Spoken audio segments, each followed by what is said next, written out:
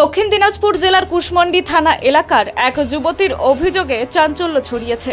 অভিযোগ, বংশীহারি ব্লকের দৌলতপুরের বাসিন্দা সুমিত গুপ্তা দীর্ঘদিন ধরে তার সঙ্গে প্রেমের সম্পর্ক গড়ে তোলে এবং বিয়ের প্রতিশ্রুতি দিয়ে একাধিকবার শারীরিক সম্পর্ক স্থাপন করে।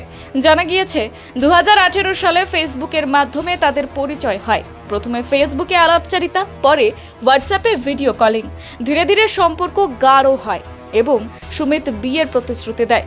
অভিযোগ, মালদা এবং দৌলতপুরের বিভিন্ন স্থানে সুমিত ওই যুবতীর সঙ্গে শারীরিক সম্পর্কে লিপ্ত হয়, কিন্তু পরে বিয়ে করতে অস্বীকার করে।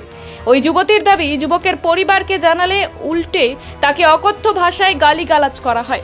গত জুন মাসে তিনি কুশমন্ডি থানায় লিখিত অভিযোগ দায়ের করেন, কিন্তু 1 মাস পেরিয়ে গেলেও পুলিশ কোনো ব্যবস্থা নেয়নি বলে অভিযোগ।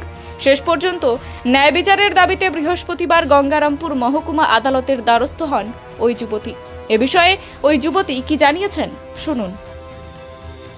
কোর্টে আমি একটা কেস করেছি, আমার বয়ফ্রেন্ড আছে, ওর সাথে আমার দীর্ঘকালের সম্পর্ক। আমি থানায় রিপোর্ট করেছি, কিন্তু থানা থেকে কোনো পদক্ষেপ নেয়নি। কোন থানায়? কুশমন্ডি থানায় কেস করেছি, কিন্তু থানা থেকে কোনো পদক্ষেপ নেয়নি। উল্টো ছেলে অগ্রিম জামিনে অ্যাপ্লাই করেছিল, ওখান থেকে অগ্রিম জামিন পেয়ে গেছে। তো তোমার বয়ফ্রেন্ডের বাড়ি কোথায় এবং কতদিন থেকে সম্পর্ক? ছেলের বাড়ি দৌলতপুরে। আমার বাড়িতে ছিলাম, এটাও বলে দিলাম, কিন্তু আয়ও বলছে নেই। আয়ও মানে কোনো পদক্ষেপই নিচ্ছে না পুলিশ। আমি ন্যায্য বিচার চাই। আমার সাথে যে খারাপ হয়েছে, আমি তাহলে কার কাছে যাব?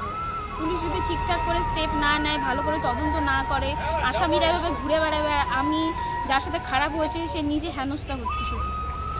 তো তুমি কি চাইছো? আমি চাইছি ও আমাকে বিয়ে করতে চেয়েছিল, আমাকে বিয়ে করুক, আমার এটাই দাবি। বুনিয়াদপুর থেকে শান্তনু মিত্রের প্রতিবেদন, নিউজ টুডে।